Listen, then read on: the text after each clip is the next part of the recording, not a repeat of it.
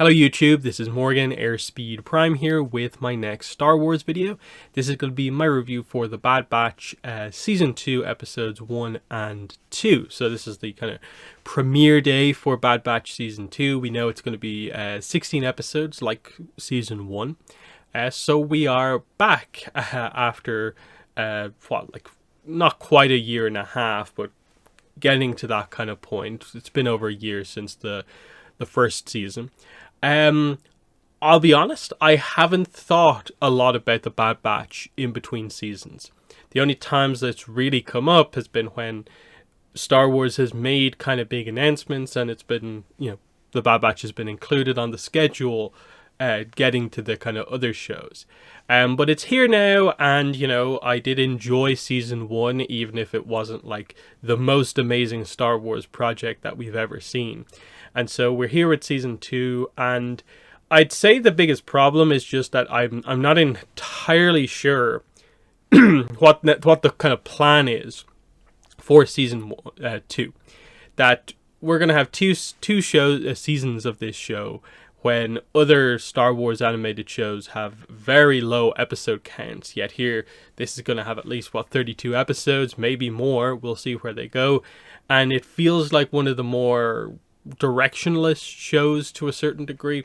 And the problem here is that I thought they'd use the start of Season 2, to set up where they are going. But it doesn't really seem like they've necessarily done that, at all. This just felt like a lot of what we saw in Season 1, where we even have Sid sending them on a mission again. And the only unique thing really about this was that the mission involves Serenno, and specifically, basically Count Dooku's castle. Obviously, because of the timeline, that's a somewhat interesting thing to deal with. We tackled that to a certain extent, but a large part of these two episodes was still just action scenes involving the Bad Batch doing the Bad Batch stuff, and all the characters just do the standard things you expect them to do. And we end and we have a pretty basic kind of takeaway from what happened here, and that's much of what they did here. Right at the end with Rampart, they did something somewhat interesting on a kind of deeper side of things, which is, again, similar to what they did in Season 1, where there was a more intriguing plot going on sort of away from the Bad Batch with the Empire. And that is still there in this show, and that we're still waiting for Crosshairs to kind of come into play here. We now have this plot where Rampart is sort of hiding the failure, hiding the fact that the Bad Batch are still out there to avoid basically suffering from any sort of penalty for failing from the past. And so he kills a clone commander to keep that hidden. That makes him so much more interesting than he was in the first season. And especially if Crosshairs is going to be involved in this at all, that is kind of fascinating to me. But the main plot here was Count Dooku's war chest. His money basically is up for grabs here. So they go on this mission to basically try and get some of it, as much of it as they can. And so that involves going to Serenno. Now, there's not too much to say about necessarily the setting in that, especially in the first episode. There's not too much to say.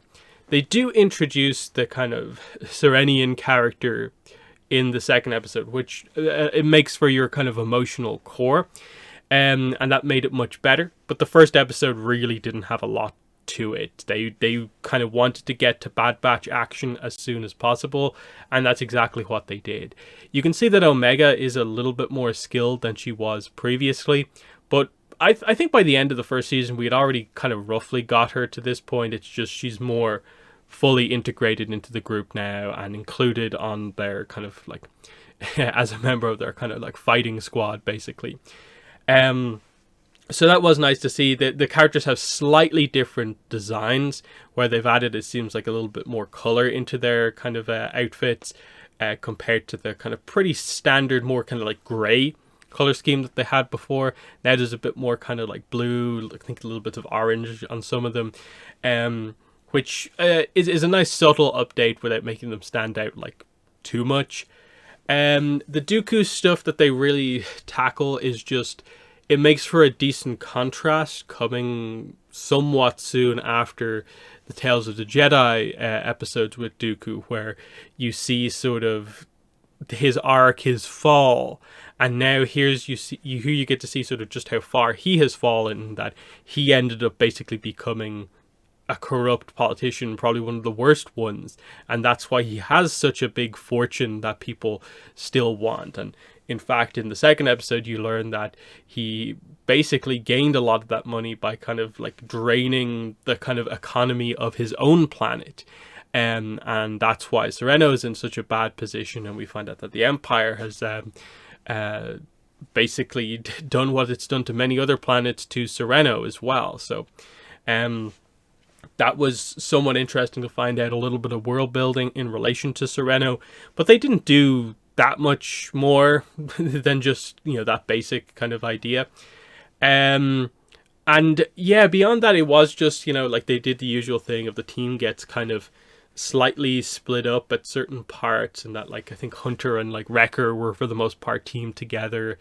Thankfully, they did kind of focus this episode a bit more on Tech and also on Echo, which are probably the two weakest used characters from season 1. So straight away, it felt like a little bit of a course correction by having those two be a little bit more in the focus. Whereas like Tech was like the main Bad Batch member there in the whole like interacting with the Serenian guy, and he had gotten injured in all of this and was helping that guy out. And he was there with Omega. Echo was also in or around there as well. And he was interesting kind of throughout the whole 2 episodes, because he is the one sort of driving them to actually make a decision on what they actually want to do as a group going forward. And he makes the point that the reason they're on the run and basically trying to get money to stay hidden is because that's the way, kind of, in a way, having Omega with them at all times means they kind of have to live or should live. Whereas he's more advocating that we should be out there trying to stop the Empire because they are getting more powerful day by day. That's where we should be directing our focus, but we can't because we're spending all of our time in a way just protecting Omega and trying to sort of create this life for all of us. So that's an interesting enough, I think, idea going forward through the episodes to just deal with, you know, how much of each of those things do they want to actually do? Do they want to full on commit to basically, I assume we're going to encounter more kind of rebel type stuff, get involved in that and stay there, versus how much of this is just about protecting Omega?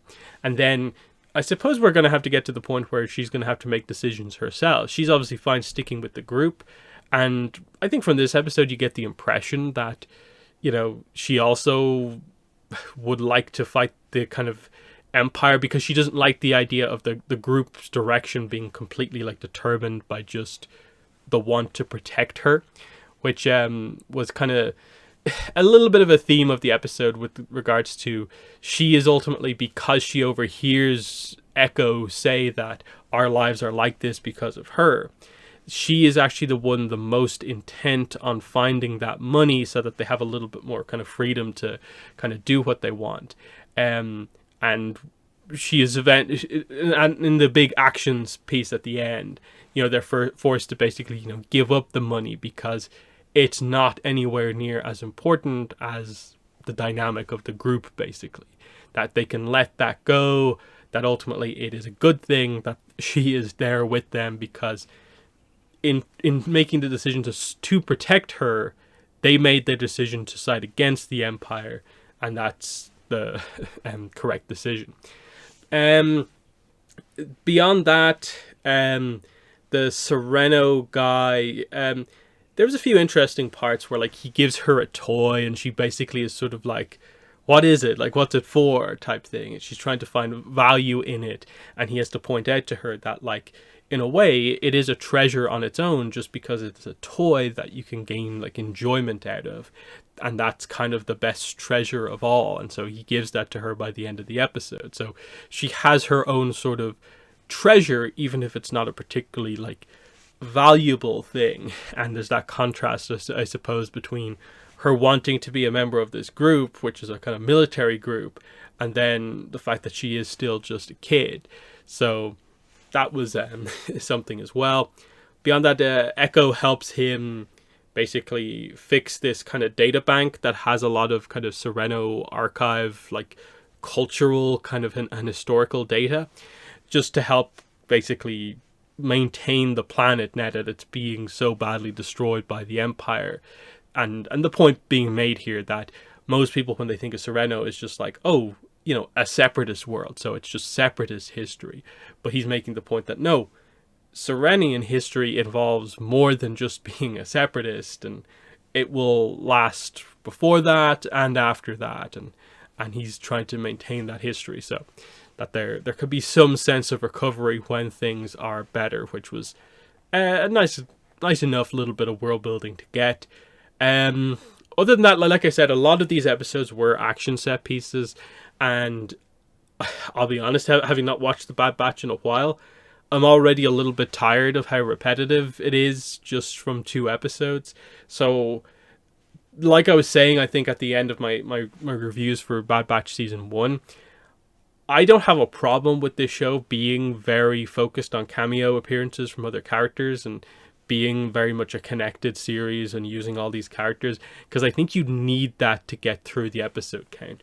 Otherwise, it is just this kind of not super interesting show where this team just goes on missions that are all somewhat similar to each other, which is probably the worst. Some of the worst sections of, like, say, Star Wars Rebels was when they just had those sort of random missions that are just for the rebellion that didn't really mean all that much. We don't want that, so it is ultimately better that, hey, we focus an episode on this character, we bring this character in. And that's why I don't mind when you have episodes that maybe aren't Bad Batch focused, because I think there is still a thing with this show where they've not quite proven, even after a full season, like, that this group of characters can carry an entire show. That was the main takeaway for me with Season 1, and it feels that way now, where, you know, this group still doesn't feel particularly amazing and is going to rely on meeting a Rex, meeting a Jedi on the run, like the things that we basically know we're going to get over the course of the season. We're very reliant on sort of the other clones that we care about, because the problem with these ones is that they're already gimmicky to a certain extent, and they very much rely on that. Whereas when you meet some of the other ones, it actually makes them kind of stand out a little bit more. So I'm hoping they can use the episode count well this season and kind of get us to a place where we need to go. Because otherwise it feels like, are we just going to get back to the Crosshairs tease that we did for like the entirety of Season 1 and then never really committed to it? So I don't know. I'd be surprised in a way if they lean in the direction of giving this show like a 3rd season.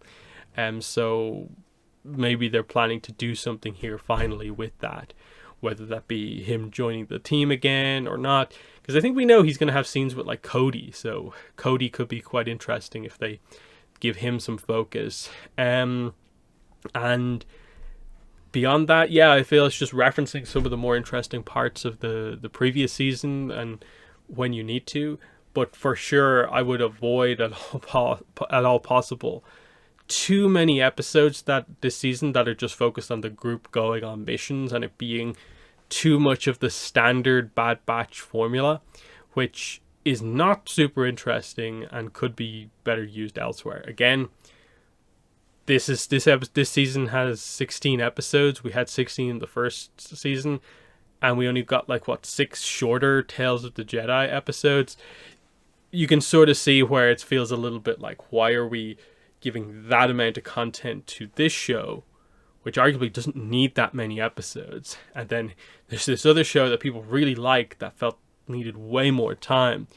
And so far, I don't think we know what the situation is with more Tales of the Jedi. I assume it'll be popular enough where they do more, but until it gets directly confirmed, it's in a bit of a weird spot. And I think that's about all there really is to say. What I would say though is just that I had very, very little to say about 2 full episodes. I can only imagine what it's going to be like trying to do this kind of week by week. But it's good to have the show back, but I want to see it like evolve. I want to see it make real progress now that we're into a season 2. And I think it's going to take a few episodes until we get, I suppose, reintroduced to Crosshairs, see what that whole dynamic is on his side of things, and then where exactly we're going with the Bad Batch themselves. I think the worst thing that they could do is just have them be in a situation where they're just all over the place with no real goal until something kind of pops up a few episodes into the season. I'd prefer they be a bit more directed from an early point. So they're my thoughts on the premiere for the Bad Batch Season 2. In the comments, let me know what your thoughts were on the episode, as well as what I had to say. But that's been the video. Thanks for watching, and bye.